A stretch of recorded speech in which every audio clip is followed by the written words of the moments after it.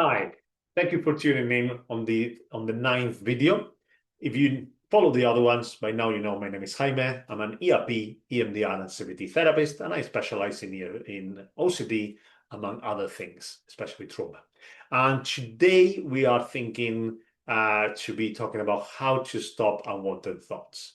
If you've been following the series, spoiler is there, we can't. And that is perfectly fine. So this is the multi-billion pounds, if you are in UK, dollars, Canadian dollars, Australian dollars, wherever you are, your multi-billion currency question. How do I stop myself from having these unwanted thoughts, right? I just don't want them. So this is the goal that many, many people bring to therapy, how to stop thoughts. Delete them. Gone, erased, going away. And unfortunately, the truth is that we can't. None of us can do that.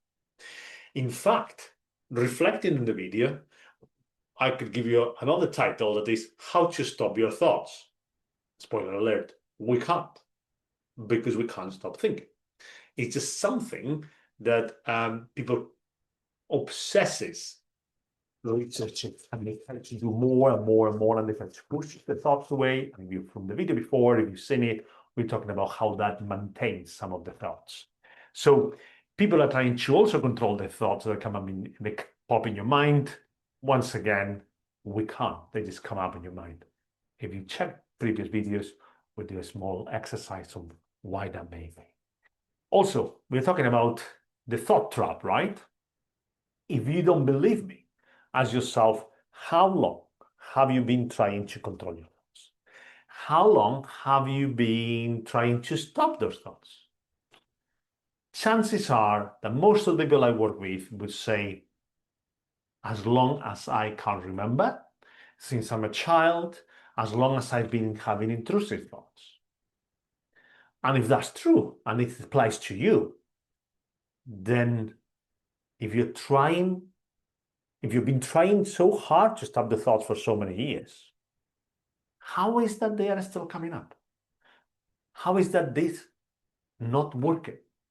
And the simple answer is because it is impossible. It is impossible. We are thinking machines. We're designed to think. And that's because we got this far. That's because we survived. That's because we got through events, because we think. We can figure out things. So you're trying to achieve something that it cannot be done. This is a very difficult conversation to have with people in the clinic when it comes with me or any other specialist that work with us. Trying to block the thoughts before they arrive is not going to work. And we haven't got control over what it pops in our mind. If you check previous videos, we'll give an example of a yellow car in your street. So check video number 2 and number 3.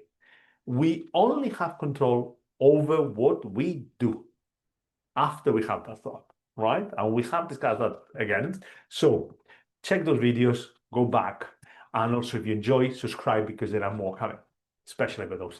So where your power actually lies, where our power lies, is in not putting all our energy trying to stop the thoughts, because we can't.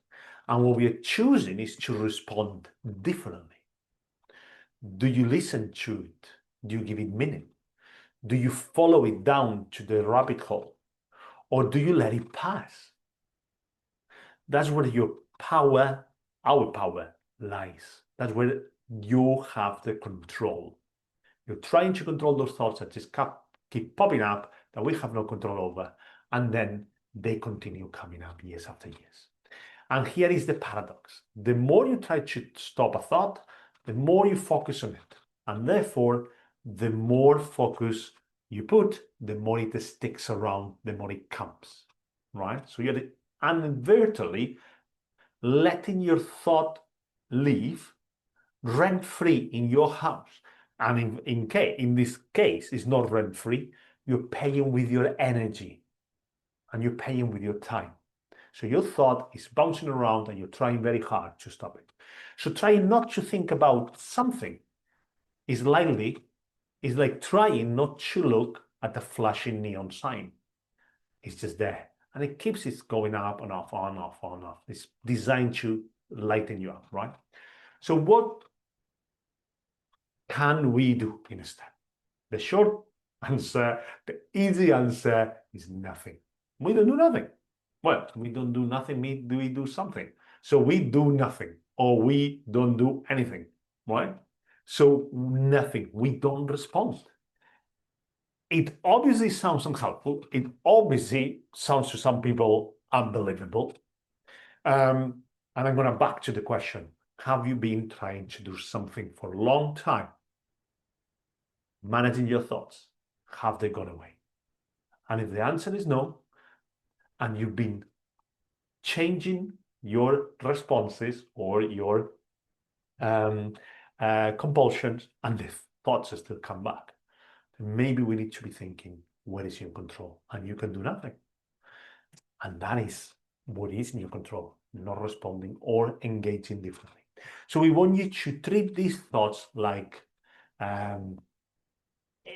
as you wish. So mental noise, popping things, background chattery. I remember from ACT, one of the metaphors is about driving a bus and someone and a lot of people at the back having some chatter, and is they are there, and the thought doesn't deserve your attention. The thought doesn't deserve your power, your energy, right?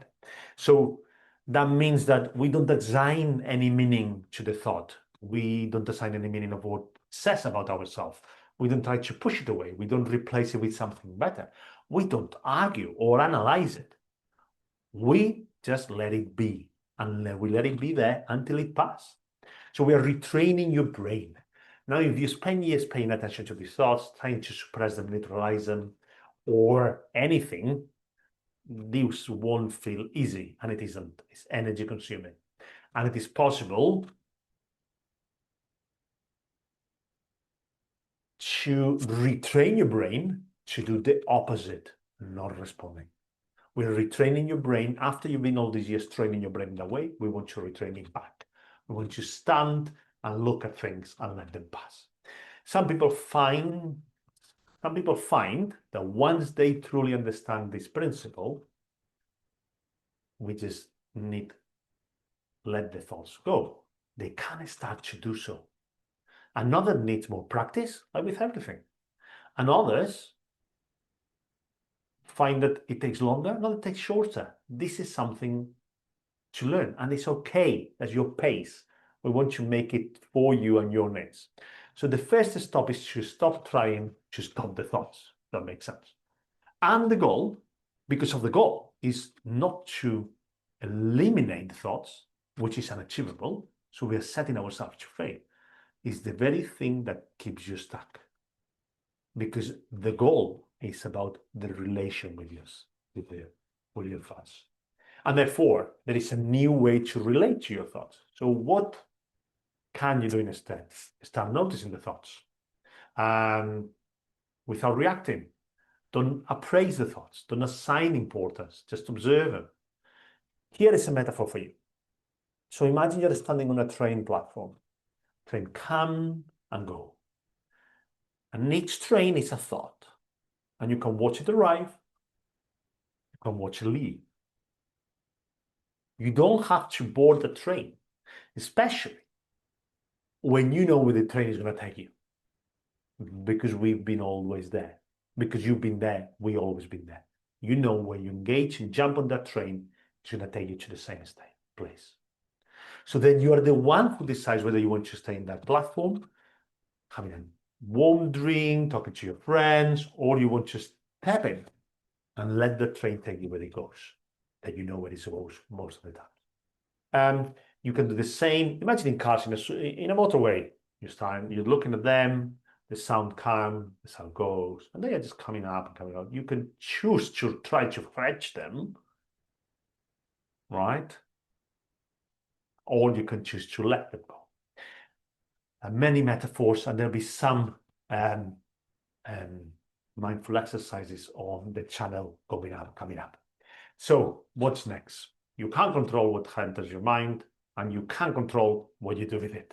And that's the very important thing.